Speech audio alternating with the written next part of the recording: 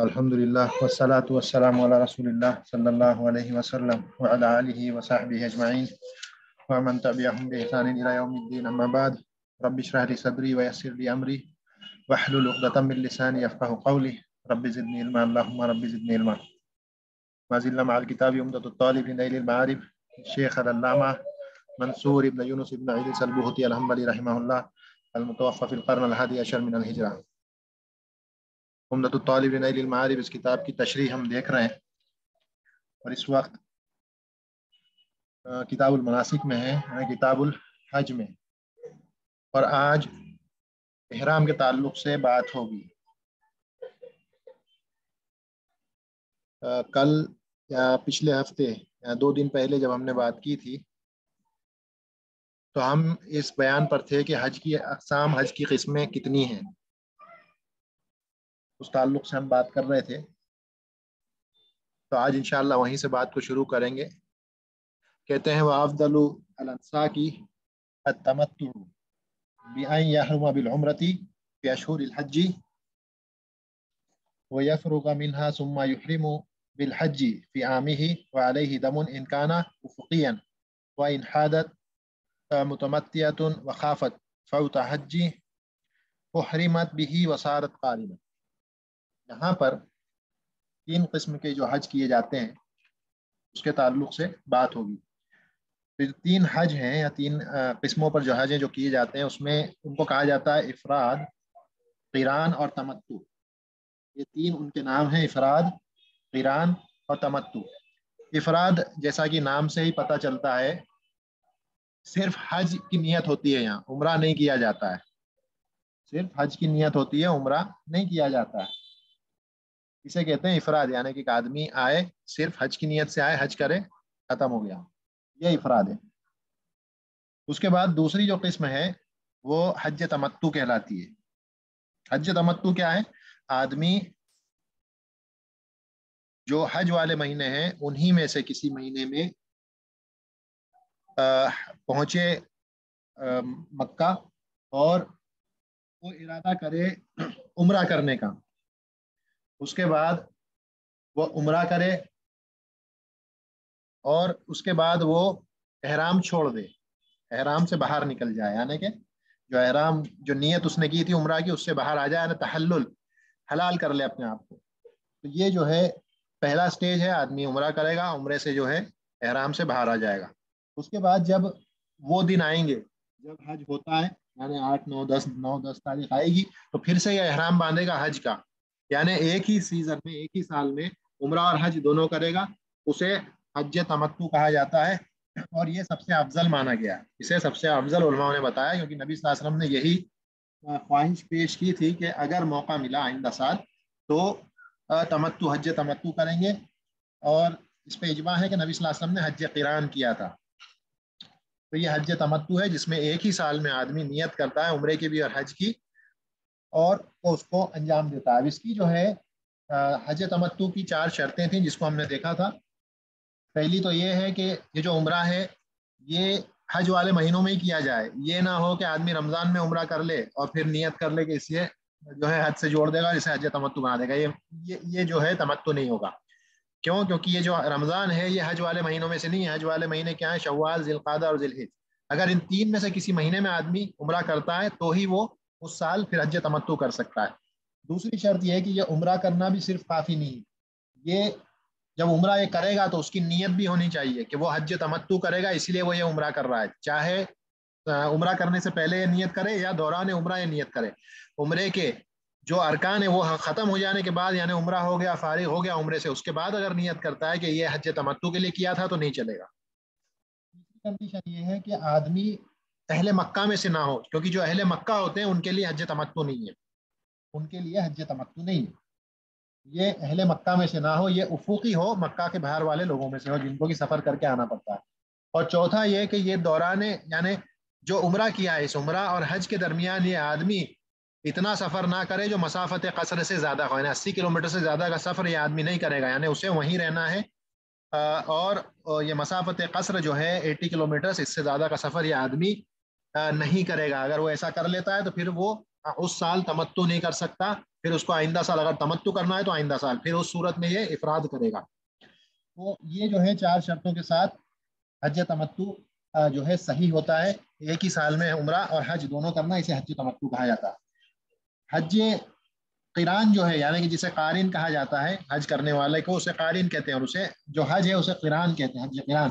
نبی صلی اللہ علیہ وسلم نے یہی حج کیا تھا، پہلا اور آخری جو حج تھا یہی تھا آپ کا، اور اس میں آدمی حج اور عمرہ دونوں کی نیتوں کو کمبائن کر دیتا ہے، یعنی جس طرح سے، یعنی اس میں اور حج تمتع میں صرف فرق اتنا ہے کہ حج تمتع میں آدمی 2 بار احرام میں داخل ہوتا ہے، ایک بار عمرہ کے لیے، پھر احرام سے باہر نکل جائے گا، یعنی اب اس کے لیے ہر چیز حلال ہو گئی جو پہلے حرام تھی، اس کے بعد پھر سے حج کے لیے احرام باندھتا ہے۔ لیکن حج قران میں ایک ہی ساتھ دونوں کے لیے نیت کرے گا، یعنی 9 تاریخ کو اس کے سارے جو نسک ہیں وہ شروع ہوں گے، یعنی مناسک، اور یہ دونوں کمبائن ہوں گے، اس کے عمرہ اور حج کی نیت ایک ساتھ کرے گا۔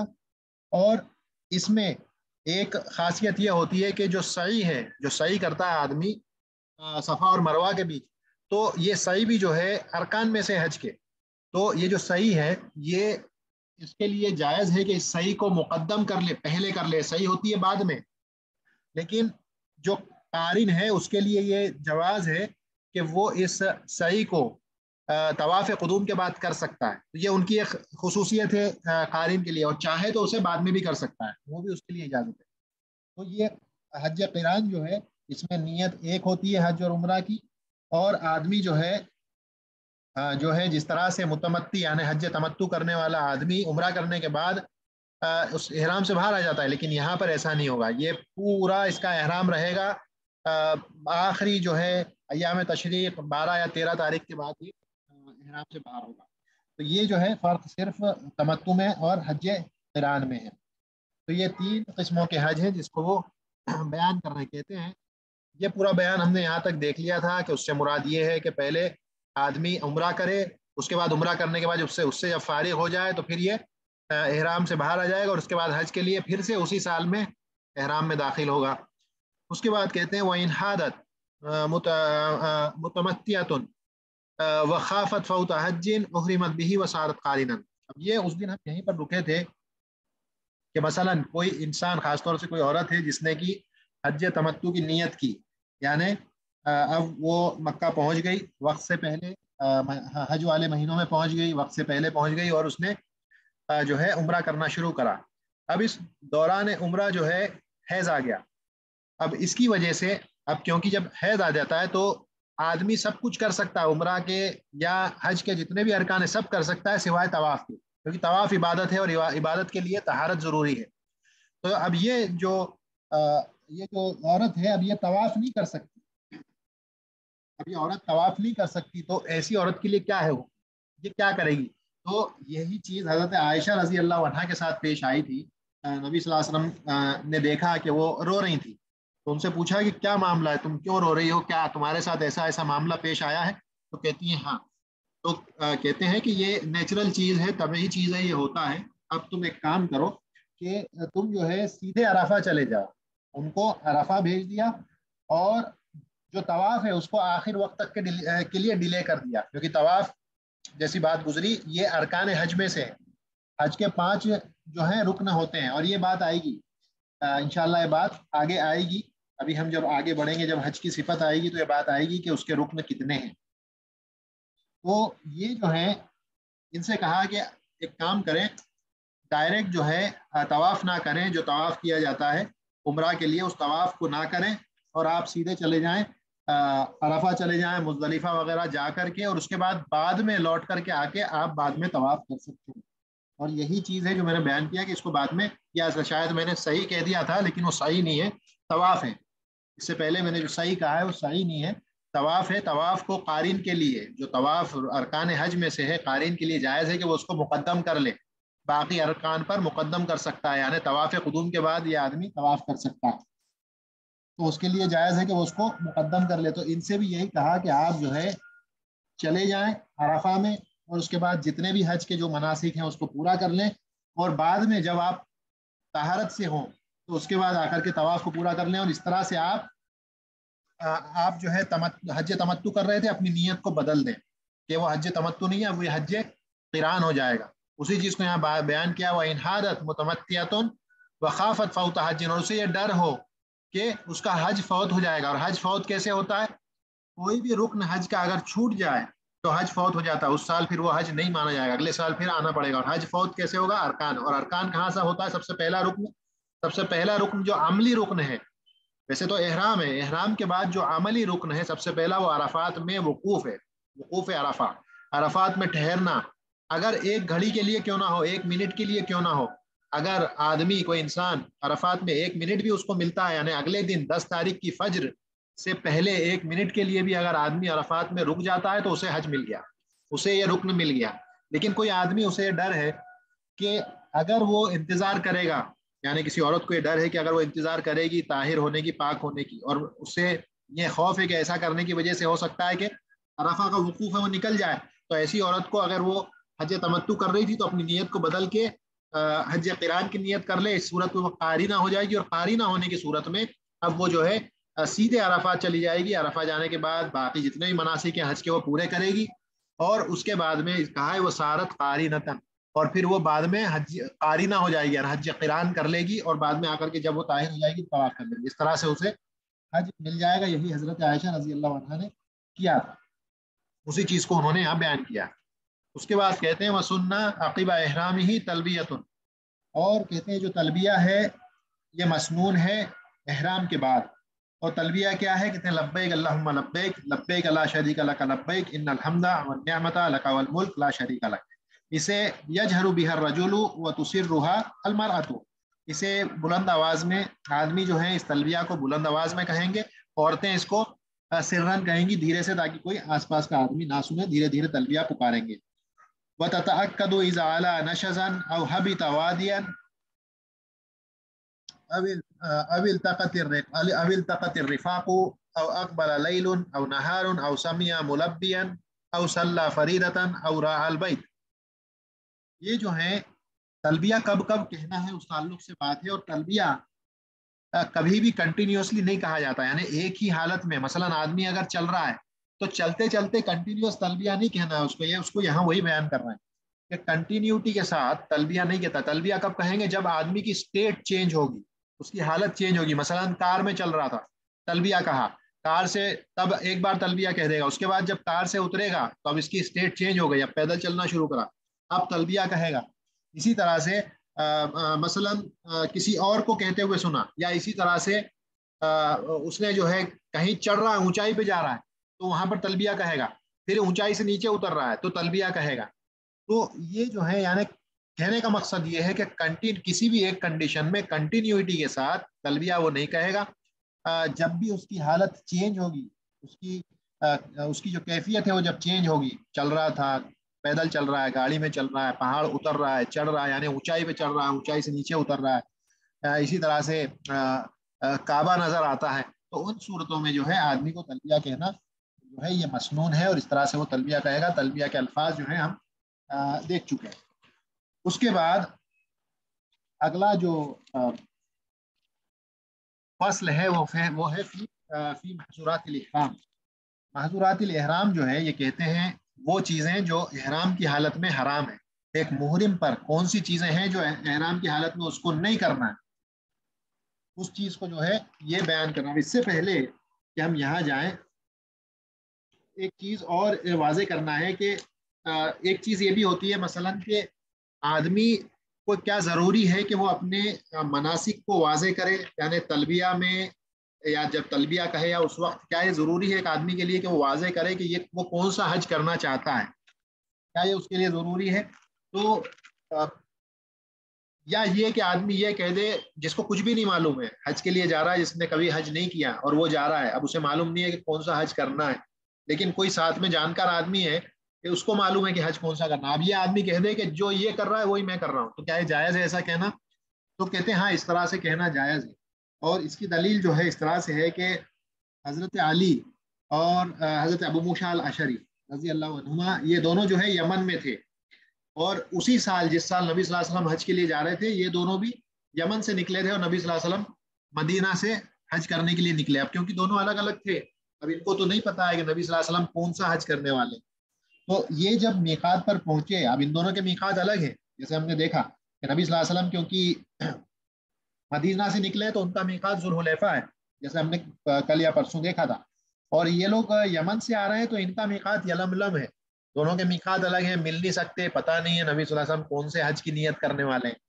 تو جب یہ آئے تو میقات پر جب دونوں حضرات پہنچے تو انہوں نے نیت کیا کی، انہوں نے کہا لبیک اللہم بما لبا بھی رسول اللہ صلی اللہ علیہ وسلم، کہ ہم تلبیہ کہتے ہیں اسی چیز کا، یعنی اسی حج کی نیت کرتے ہیں جس کی نیت نبی صلی اللہ علیہ وسلم کرنے والے یا کر لیے، اس طرح سے انہوں نے تلبیہ کیا۔ اب دونوں حضرات پہنچے، حج کے وقت ملے، جب یہ پہنچ گئے مکہ تو نبی صلی اللہ علیہ وسلم سے دونوں ملے، نبی صلی اللہ علیہ وسلم نے پوچھا کہ آپ لوگوں نے کیا نیت کی جب آپ یلملم پہنچے ہاتھ پر، تو آپ نے نیت کیا کی؟ انہوں نے کہا ہم نے اس طرح سے جو ہے نیت کر لی کہ لبیک اللہم بما لبا بھی رسول اللہ صلی اللہ علیہ وسلم۔ تو نبی صلی اللہ علیہ وسلم نے حضرت علی سے پوچھا کہ کیا آپ اپنے ساتھ ہدی لے کر آئیں؟ تو جو ہے ابو موسیٰ الاشعری جو ہیں وہ اپنے ساتھ جو ہدی لے کر کے نہیں آئے تھے، تو ان سے کہتے ہیں کہ تم جو ہے متمتی ہو۔ ابو موسیٰ الاشعری وہ ان سے پوچھا ہدی لے کر آئے، انہوں نے کہا نہیں نہیں لایا ہوں، تو ان سے کہا کہ پھر تم متمتی ہو۔ اور جو ہے حضرت علی سے پوچھا تم لائے ہو، کہتے ہیں ہاں لایا ہوں، تو پھر تم جو ہے قارن ہو۔ تو اس طرح سے جو ہے انہوں نے نیت کی، ان کی نیت درست تھی، کیونکہ ان کو نہیں پتا تھا نبی صلی اللہ علیہ وسلم کون سی نیت کریں گے، تو انہوں نے کہا جو انہوں نے کی وہی ہم نے بھی کی۔ لیکن حضرت ابو موسیٰ الاشعری جو ہے ان کے ساتھ ہدی نہیں تھا ساتھ میں، تو جب ہدی ساتھ میں نہیں تھا تو آپ سے کہا کہ ٹھیک ہے آپ متمتع ہیں، اور حضرت علی کے پاس تھا تو آپ سے کہا آپ قارن ہیں، جیسا کہ نبی صلی اللہ علیہ وسلم تھے۔ تو تحدید نسک کی جو تحدید ہے کہ کس قسم کا حج کرنے والے، یہ مستحب ہے، یہ واجبات میں سے نہیں ہے، یہ مستحب ہے کہ آدمی ارادہ کرے کہ وہ کون سا حج کرنے والا ہے، متمتع یعنی تمتع کرے گا، قارن ہے، حج قران کرے گا، حج افراد کرے گا، یہ مستحب ہے کہ آدمی اس کی تحدید کر لے۔ اب جو ہے یہ اگلا جو فصل ہے یہ محظورات احرام ہے، جیسے کہ بات گزری، محظورات احرام سے مراد یہ ہے کہ وہ چیزیں جو احرام کی حالت میں جب آدمی ایک محرم ہو جائے حج کے لیے، احرام باندھ لے، تو کون سی چیزیں ہیں جو اس کے اوپر حرام ہے، اسے نہیں کرنا چاہیے۔ اب بعض چیزیں ایسی ہوتی ہیں، یعنی کچھ چیزیں انسان کے اوپر حرم میں داخل ہوتے ہی، یعنی چاہے وہ محرم ہو چاہے غیر محرم ہو، عام وقت میں بھی اگر آدمی حرم میں داخل ہو گیا تو کچھ چیزیں اس کے لیے اپنے آپ حرام ہو جاتی ہیں، مثلا حرم کے پیڑوں کو کاٹنا، یا حرم کے جانوروں کو مارنا، یعنی ان کا شکار کرنا، یہ چند چیزیں ہیں، اور ایسی اور بھی کچھ چیزیں ہیں جو کہ آدمی جیسے ہی حرم میں داخل ہوتا ہے، اس حدود میں داخل ہوتا ہے، اس پہ یہ ساری چیزیں جو ہیں حرام ہو جاتی ہیں، کہ وہ ان چیزوں کو نہیں کر سکتا، جانوروں کو نہیں مار سکتا، پڑا ہوا مال ہے لقطہ جس کو کہا جاتا ہے اس کو نہیں اٹھا سکتا، پیڑوں کو نہیں کاٹ سکتا۔ تو یہ چیزیں عمومی طور پہ چاہے وہ آدمی محرم ہو چاہے غیر محرم ہو، حرم کے حدود میں جب پہنچ جاتا ہے تو یہ ساری چیزیں اس کے لیے حرام ہے، وہ یہ نہیں کر سکتا، اگر کرتا ہے تو کفارہ ہے، وہ بات آگے آئے گی کہ کفارہ ہے کیا، لیکن چاہے محرم چاہے غیر محرم اس کے لیے حرام ہے جب وہ جو حرم کے حدود میں ہے۔ حرم کا حدود کتنا ہے؟ جو مدینہ کا مدینہ یعنی کہ حرم المدنی ہے، اس کا حدود جو ہے 22 کلومیٹر علماء کہتے ہیں، یعنی کہ ہر ڈائریکشن میں 22، یعنی کہ کہہ سکتے ہیں کہ ریڈیس جو ہے 22 کلومیٹر کا مسجد حرم سے جو ریڈیس ہے وہ پورا کا پورا حدود ہے، اور اس حدود میں نہ پیڑ کاٹ سکتے ہو، نہ کسی جانور کو مار سکتے ہو، یہاں تک کہ یعنی وہ جانور جو آپ کو نقصان نہیں پہنچائیں گے ان کو آپ نہیں مار سکتے، مثلا ٹڈے ہیں، ٹڈیاں ہیں، یہ کیڑے مکوڑے ہیں چھوٹے موٹے، ان کو آپ جان بوجھ کر کے نہیں مار سکتے، غلطی سے مر گئے تو الگ بات ہے، یعنی شکار کی نیت سے، کیونکہ جو جرات کہتے ہیں ٹڈی، اس کو کھایا جاتا ہے، کئی لوگ اس کو مار بھی دیتے ہیں، تو وہ بھی نہیں کر سکتے۔ لیکن جو عمومی طور پہ کھائی جانے والی چیزیں ہیں، مثلا جو چکن ہے، مینڈے ہیں، گوشت کھانے کے لیے، اونٹ وغیرہ کھانے کے لیے، جو وحشی نہیں ہے، جو ڈومیسٹیکیٹڈ ہیں، ہم جنہیں پالتے ہیں اس لیے کہ ان کو کھا سکیں، ان کا کھانے میں برائی نہیں، ہاں شکار کرنا اس پر روک۔ تو وہ جو ہے 22 کلومیٹر کا حرم جو مدنی ہے، 22 کلومیٹر کا دائرہ ہے، ریڈیس 22 کلومیٹر کے ریڈیس میں جو کچھ بھی ایریا آتا ہے پورا کا پورا حرم مانا جاتا ہے، اور اس میں یہ ساری چیزیں ممنوع ہیں۔ اور حرم مکی تھوڑا سا مشکل ہے، کیونکہ اس میں ہر ڈائریکشن میں ایک جیسا نہیں ہے، الگ الگ اس کے ڈائریکشن، الگ الگ جو ہے ڈسٹینس ہے، الگ الگ ڈائریکشن میں، کہیں پہ 6-7 کلومیٹر کا ہے، جیسے تنیم جو ہے، تنعیم کہتے ہیں، وہ جو ہے ایک جگہ ہے جہاں پر اہل مکہ جا کر کے عمرہ کے لیے احرام باندھتے ہیں، تقریباً 6-7 کلومیٹر ہے۔ اسی طرح سے عرفہ جو ہے، عرفہ بھی جو ہے حدود میں داخل نہیں آنے، حدود ہے حرم میں داخل نہیں ہے عرفہ، لیکن مینا ہے، عزیزیہ ہے، مزدلفہ ہے، یہ سب چیزیں حرم میں داخل ہیں. تو جو حدود مکی ہے اس میں تھوڑا سا فرق ہے. یہ جس طرح سے مدینہ میں آسانی سے 22 کلومیٹر کا ریڈیس ہے علماء بیان کرتے ہیں، ویسا مکہ میں نہیں ہے. بہرحال کہنے کا مقصد یہ ہے کہ جو یہ محظورات ہیں، کوئی چیز حرام ہونا کسی پر، یہ محض حرم میں داخل ہونے سے ہی، چاہے محرم ہو چاہے غیر محرم دونوں پر حرام ہو جاتی ہے. لیکن بعض چیزیں ایسی ہیں جو خاص طور سے ایک محرم پہ جس نے حج کے لیے احرام باندھا ہے اس پر حرام ہو جاتی ہیں. یہاں پر ان کا ذکر کیا جا رہا ہے، اور وہ کہتے ہیں یہاں پر یہ 9 چیزیں ہیں، 9، یہ 9 چیزیں ہیں جس کا ذکر یہاں کیا. اور کبھی بھی علماء جب یہ بتاتے ہیں کہ یہ 5 چیزیں ہیں یا 14 چیزیں ہیں یا 8 چیزیں ہیں یا 7 چیزیں یا 9 چیزیں ہیں، اصل میں آسانی کے لیے ہے کہ آدمی کو یاد کرنے میں آسانی ہو. جب بھی وہ اس باب میں پہنچے، اس فصل میں پہنچے اور بعد میں اس کو ریکال کرنا ہے تو فوری طور پر اس کو یاد آ جائے کہ ہاں 9 چیزیں ہیں. جب یہ یاد آ جائے گا 9 چیزیں ہیں تو ایک ایک کر کے وہ اس کو کاؤنٹ کرنا بھی شروع کر دے گا اور اس کو یاد آنا بھی شروع ہو جائے گا. تو اس آسانی کے لیے وہ اس طرح سے بیان کرتے ہیں. ورنہ بعض کے نزدیک یہ 7 ہیں، کہیں پر جہاں انہوں نے 2 چیزوں کو ایک ساتھ ملا دیا، جیسے یہاں پہ آگے ابھی ذکر آئے گا کچھ چیزوں کا، جیسے کہ شادی کے لیے پیغام بھیجنا اور نکاح کا عقد کرنا، یہ دونوں چیزیں محرم کے لیے جائز نہیں ہے. تو انہوں نے دونوں کو الگ بیان کیا، اس لیے یہ ان کی جو نمبر ہے وہ 9 تک پہنچ گیا. بعض لوگ دونوں کو ایک ہی کاؤنٹ کرتے ہیں تو ان کا 8 تک اس کو کاؤنٹ کرتے ہیں. یا اسی طرح سے جمع ہے یا مباشرت ہے، لوگ اس کو الگ الگ انہوں نے الگ الگ کاؤنٹ کیا اس لیے 9 ہو گئے. جو لوگ اس کو ایک ہی کاؤنٹ کرتے ہیں ان کے لیے 7 ہی ہو جاتے ہیں. تو ایک نمبرز میں صرف فرق یہ ہے کہ کوئی کسی چیز کو ملا کر کے بیان کرتا ہے ایک جیسی 2 چیزوں کو، کوئی ان کو الگ الگ کرتا ہے. اس لیے کسی کے نزدیک 7 ہے، کسی کے نزدیک 8 ہے، کسی کے نزدیک 9 ہے.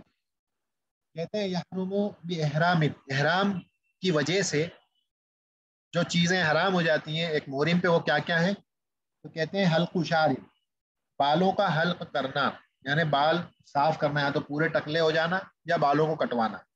یہ احرام کی حالت میں آدمی نہیں کر سکتا. ہاں جو بال اکا دکا جو گر جاتے ہیں ایسے ہی اپنے آپ بغیر یعنی آدمی کے ارادے کے اور اختیار کے، اس کے لیے کوئی مسئلہ نہیں ہے. لیکن ہاں خاص طور سے بالوں کو حلق کرنا، اس کو صاف کر دینا یا اس کو چھوٹا کرنا، کٹوانا، یہ جو ہے احرام کی حالت میں آدمی اس کو نہیں کر سکتا. اسی طرح سے کہتے ہیں وہ تقلیم ظفر بلا عذر، ناخنوں کو کاٹنا، نیل کٹر وغیرہ لے کر کے ناخنوں کو کاٹنا، یہ بھی جو ہے محرم جو ہے اس کو نہیں کر سکتا، اس کے لیے جائز نہیں ہے کہ وہ یہ کام کرے. بلا عذر، اگر کوئی عذر ہے، مثلا کسی وجہ سے ہاتھ کہیں انگلی ٹکرا گئی تھی اور ناخن کا کچھ حصہ ٹوٹ گیا، کچھ باقی رہ گیا، اب ضروری ہے تکلیف دے رہا ہے، دکھ رہا ہے، تو اس صورت میں اس کو کاٹا جا سکتا ہے. لیکن بلا عذر یعنی اس کے علاوہ اور کوئی وجہ ہے، صرف ایسے ہی کاٹنے کے لیے آدمی کاٹ لے، تو یہ وہ نہیں کر سکتا. اگر وہ کرتا ہے تو بات آگے آئے گی، اس پر فدیہ ہے یا کفارہ ہے، اس کو کفارہ فدیہ ادا کرنا پڑے گا، بات آگے آئے گی. کہتے ہیں وہ تغطیۃ راس، اسی طرح سے آدمی کے لیے سر کو ڈھکنا. اب سر کو ڈھکنے سے مراد ایسی چیز سے جو کہ مثلا امامہ ہے یا شماغ ہے یا ٹوپی ہے، اس طرح کی چیزوں کو سر پر ڈالنا جو کہ سر کو فٹ ہو جائے، سر پہ آ جائیں، یہ نہیں کر سکتا ہوں. تغطیۃ الراس، مثلا کوئی آدمی چھتری لے کر جائے تو یہ اس کے لیے کوئی برائی نہیں ہے، یعنی سورج سے بچنا اس میں کوئی برائی نہیں ہے. اسی طرح سے پیڑ کا سایہ آ جائے یا پیڑ کے سایہ میں چلا جائے، یہ اسے تغطیۃ الراس میں نہیں آتا ہے. یا اسی طرح سے جو ہے آدمی سر پہ کچھ اٹھائے ہوئے ہے، ہاتھ میں کچھ اٹھائے ہوئے جس کی پرچھائی کی وجہ سے اس کو شیڈ اور سایہ مل رہا ہے، اس میں بھی کوئی حرج نہیں ہے. تغطیۃ الراس سے مراد ہے کہ خاص طور سے ٹوپی جو سر کے لیے ہی بنائی گئی ہے اس کو سر پر استعمال کر لے، یا اسی طرح سے جو ہے شماغ ہے یا اس طرح کی چیزیں ہیں جو خاص طور سے سر کو ڈھکنے کے لیے ہی ہے، اور آدمی عمومی وقت عام طور پر اس کو یوز کرتا ہے سر کو ڈھکنے کے لیے، ان کا استعمال ایک آدمی کے لیے جائز نہیں ہے کہ محرم کے لیے وہ یہ نہیں کر سکتا. ولو بتذلیل محمل، کہتے ہیں ولبس مخیط بلا حاجہ، اسی طرح سے کہتے ہیں کہ مخیط کہتے ہیں وہ کپڑا جو کہ باڈی کے لیے ہی تیار کیا گیا، انسان کی خود کی جسم کے لیے جس کو تیار کیا گیا ہو اسے کہتے ہیں مخیط. مخیط کا مطلب یہ نہیں ہے کہ جس میں دھاگا ہو، کیونکہ دھاگا تو ہر کپڑے میں ہوتا ہے، بغیر دھاگے کا کوئی کپڑا نہیں ہوتا. مخیط سے مراد وہ ہے کہ مخیط اعلی قدر الجسدی، وہ چیز جو باڈی کے حساب سے تیار کی گئی ہو، ایگزیکٹ شیپ لے لے اور باڈی پہ مثلا شرٹ ہے جس کی جو ہے سلیوز ہوتی ہیں، اور اسی طرح سے پینٹس ہیں جس کے 2 جو ہیں پہننے کے 2 پیروں کے لیے اس میں جو ہے پہننے کے باقاعدہ سلاٹس ہوتے ہیں، تو یہ جو ہے خاص طور سے سیے جاتے ہیں باڈی کے حساب سے، تو اسے مخیط کہتے ہیں. مخیط یہ جو ہے آدمی اسے نہیں کر سکتا، اسے کہا جاتا ہے المخیط المحیط. وہ مخیط وہ سلی ہوئی چیزیں جو خاص طور سے باڈی کے لیے بنائی گئی ہوں، سی گئی ہوں. یعنی مخیط اعلیٰ قدر الجسدی، جسم کے حساب سے، باڈی کے حساب سے جس کو تیار کیا گیا ہو، یہ مراد ہے مخیط سے. مخیط سے مراد یہ نہیں ہے کہ جس میں دھاگا ہو، دھاگا ہر کپڑے میں ہوتا ہے.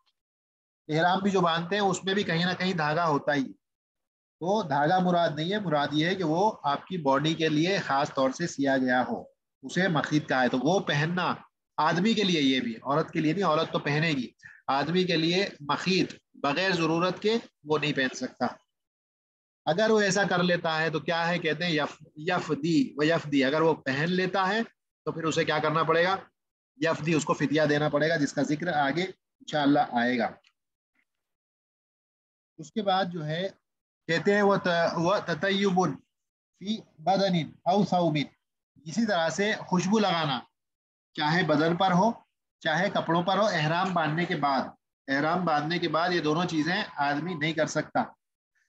اور اسی طرح سے خاص طور سے نیت کر کے، یعنی قصد شم الطیبی، نیت کر کے خوشبو سونگھنا یا خوشبو کا استعمال کھانے وغیرہ میں کرنا تاکہ اس کا ٹیسٹ آئے، یہ ساری چیزیں بھی جو ہے ایک محرم کے لیے جائز نہیں ہے. احرام کی حالت میں جو حج کرنے گیا ہے کہ وہ خوشبو بدن پہ لگائے یا کپڑوں پر لگائے، اسے بغیر خوشبو وغیرہ کے رہنا پڑے گا. اگر ایسا کر لیتا ہے تو اس کے لیے بھی آگے بات آئے گی فدیہ ہے. فَإِنْ فَعَلَ او ادہنا بمطیب، اگر وہ ایسا کر لیتا ہے، یعنی خوشبو لگا لیتا ہے، یا یہ جو بخور وغیرہ جلاتے ہیں اس کا دھواں جو ہے اس کو لے لیتا ہے، دھونی وغیرہ جو لیتے ہیں وہ اگر لے لیتا ہے بمطیب، ایسی چیز سے جو کہ خوشبو والی ہے، او شم طیبا، یا خوشبو سونگ لیتا ہے، او استعمالہ فی عقل و نحوی، یا اسے کھانے کی چیز میں استعمال کر لیتا ہے. کئی چیزیں ہوتی ہیں جو خوشبو دیتی ہیں، کھانے میں ہو، زعفران وغیرہ بھی خوشبو دیتا ہے، کھانے میں استعمال کر لے اور اس کا ٹیسٹ محسوس ہو، اس کی خوشبو آئے آدمی کو. ایسا اگر وہ کرتا ہے، تبخر بعود، یا عود سے، عود کو جلا کر کے اس کا دھواں دھنی لیتا ہے، ونحوہ فدا، تو اس آدمی کو فدیہ دینا پڑے گا، کفارہ دینا پڑے گا. کفارہ کیا ہے آگے انشاءاللہ اگلے باب میں آئندہ ہفتے اس کی بات آئے گی. تو یہ بعض چیزوں کا ذکر یہاں ہو چکا ہے، بعض چیزیں باقی ہیں، لیکن کیونکہ وقت اب ہمارے پاس نہیں ہے تو ہم یہیں پر رک جائیں گے، اور انشاءاللہ آئندہ ہفتے پھر جب بات شروع کریں گے تو یہی محظورات احرام سے بات کو شروع کریں گے. یہ 9 ہے ایکچول میں 9، اور اس کو دکتور مطلق جاسر حفظہ اللہ انہوں نے اشعار کی شکل میں اس کو جمع کر دیا ہے تاکہ یاد کرنا آسان ہو جائے، جس کو میں آئندہ ہفتے لکھ کر کے بھی بیان کر دوں گا. لیکن ابھی وہ 9 چیزیں سن لیں. کہتے ہیں ان الذی یحرم فی الاحرام، ان الذی یحرم فی الاحرام، بے شک وہ چیزیں جو احرام کی حالت میں حرام ہیں. ان الذی یحرم فی الاحرام عدادہ 9 علی التمام، عدادہ 9 علی التمام، یعنی ان کی جو نمبر ہیں وہ 9 ہیں، یعنی کہ پرفیکٹ 9. حلق و تقلیم قضا کا تغطیہ، حلق و تقلیم قضا کا تغطیہ، یہ 3 چیزیں ہو گئی. حلق شیو کرنا بالوں کو یا کاٹنا بالوں کو، تقلیم یعنی جو ناخن ہے ان کو کٹ کرنا، قضا کا تغطیہ للراس، اسی طرح سے سر کو ڈھکنا، للراس وارتداء مخیط اردیہ، اور چوتھی چیز کیا ہے، مخیط سلے ہوئے اسٹچڈ کپڑے پہننا. یہ 4 چیزیں. اس کے بعد کہتے ہیں طیب و صید و نکاح و رفث، اس کے بعد خوشبو لگانا، شکار کرنا، نکاح یا عقد، یا اسی طرح سے خطاب یعنی کہ جو ہے پیغام بھیجنا شادی وغیرہ کا، یہ ساری چیزیں احرام کی حالت میں نہیں کر سکتے. ورفث، اسی طرح سے جمع، اما بوطء او بدونہ حدث. تو یہ اس طرح سے 9 چیزیں انہوں نے یہ 3 ابیات کے اندر اس کو بیان کیا ہے. آئندہ ہفتے اس کو میں لکھ دوں گا اور اسکرین پر شیئر کر دیں گے تاکہ یاد کرنے میں آسانی ہو جائے کہ احرام کی معذورات کیا ہیں. آج اس کو یہیں پر روک دیتے ہیں، آئندہ ہفتے انشاءاللہ یہیں سے بات آگے بڑھائیں گے. سبحانک اللہم و بحمدک، اشہد ان لا الہ الا انت، استغفرک و اتوب الیک. السلام علیکم.